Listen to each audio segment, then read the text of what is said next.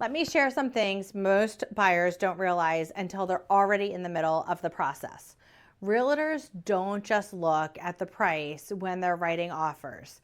They're thinking about financing, certainty, and risk. So today, I want to share a few mortgage truths realtors wish buyers understood before they ever submit an offer. Point one. Pre-approvals aren't just letters, they're leverage. A pre-approval just isn't a check of a box. A strong lender-backed pre-approval can actually make your offer more attractive, even if it's not the highest price.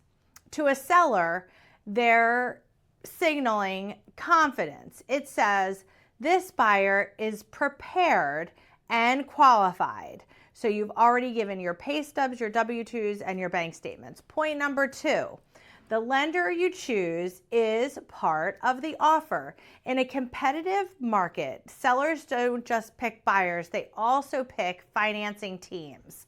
A responsive lender with a solid reputation can make the listing agent feel much more comfortable accepting your offer. Point number three is that your fully underwritten pre-approval is a game changer. We've already gone through the process. This is a big difference between we think they're qualified and they're already been completely vetted and the only thing we need is an appraisal. So a fully underwritten approval reduces surprise, and that matters a lot to the seller and listing agent. Point number four, cash to close really does matter more than you think. Most deals don't fall apart at the offer stage. They fall apart at the closing table. Understanding your total cash to close up front keeps things smooth and stress-free, which is all super important. Point number five, seller concessions can be smarter than price cuts. Now, what does that mean? Instead of negotiating a lower price, sometimes it's smarter to ask for help with closing costs.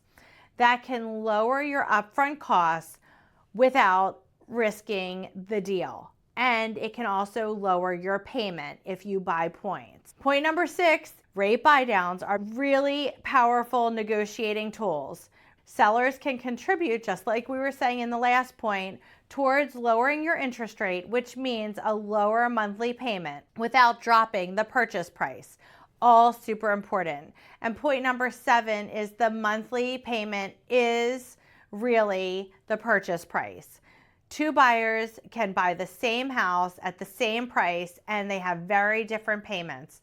The loan structure definitely matters just as much as the price tag. So you have to look at the affordability.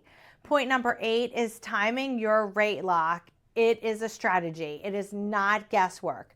Locking your rate isn't about finding the perfect moment. It's about protecting your budget. And most people don't understand. You can't lock into a rate until you have an agreement of sale and a house. It's a strategy and it's not a gamble.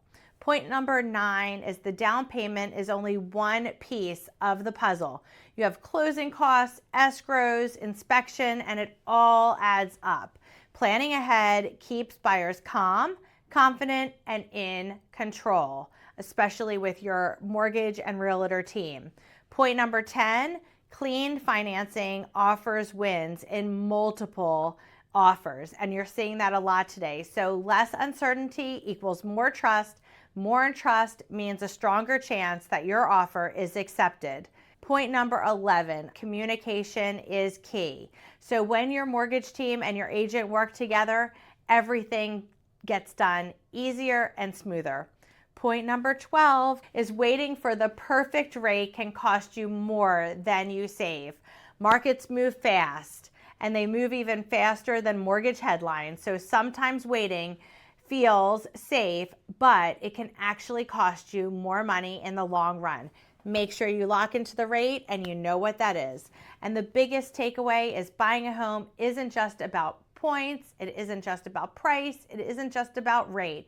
It's about the strategy. When your mortgage and your realtor work together, you have an advisor that are all aligned. You're not just buying a house. You're making a smart decision, an informed decision. If you want help understanding how to apply all of these to your situation, that's exactly what I'm here for. So check out the other videos in my Mortgage 101 series. And if you need anything, any clarification, or have any questions, please reach out.